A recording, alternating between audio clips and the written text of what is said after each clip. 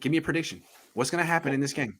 49ers win. They win something like 24-10. And it's really just going to be simplistic. Just control time of possession, and that's it. I mean, you can't do anything if you're on the sideline on offense. That's it. Keeps the defense fresh, keeps the offense in moments like if you don't get a first down or third down, you're getting off the field, and you're going to have to wait 15 more minutes because we're killing the clock running the ball. Like, it should never be this easy. I mean, it should never be this hard to come up with this. Again, I understand that they just beat the Chargers. Watch that game and the Chargers beat themselves.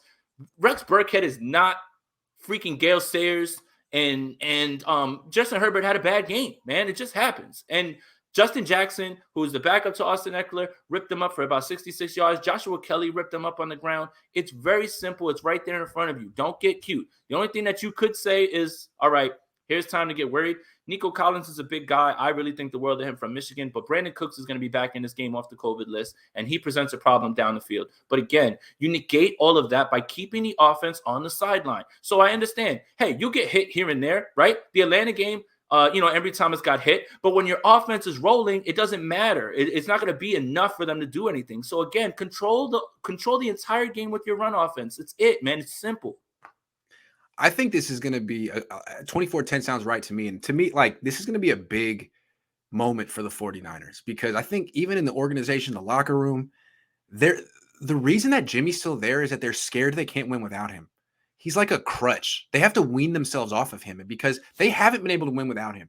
And if they could have some quarterback go in and win and just play the way Jimmy does, in the sense that, like, your job is to hand off and make some throws, just to prove that the formula works with someone else, that'd be a big step. All he would have to do is just play a mistake-free game, show some flashes, and I think the entire organization would be like, you know what, Jimmy, thanks.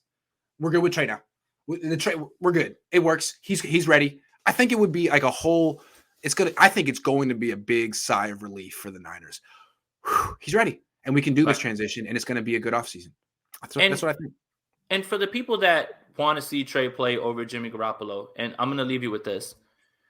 It's not anything personal on Jimmy Garoppolo. I think a lot of us are starting to realize, obviously, this is his last few games here. And many of us have said, hey, thank you for bringing juice to the organization in 2017. And we thank you for the 2019 season. That's something that obviously we'll never forget because of how it ended. But at the same time, 49er fans are ready to see the unknown as opposed to what we know about Jimmy Garoppolo, and they've not known a franchise for quarterback. Many years. Yeah. Not a franchise quarterback. At this Lance point, might be one. Yeah. At this point, we know. We've known for years. Now, let's try some unknown. Let's see what the unknown talk about is. Jimmy, they're like, oh, he might be a great sort of like 2 or 3 year stopgap on this other team. Well, that's what he is. He's a bridge quarterback now. He's Bridgewater. He's whatever. He's that Dalton, level. He's a starting quarterback in this league, though. Here's with the a guy breathing down his neck that just got drafted every time, and that's how it's going to be. No one's going to be like, "Hey, don't worry, we got Jimmy on a 5-year right. deal." No, those days are Here's over. the thing: varying.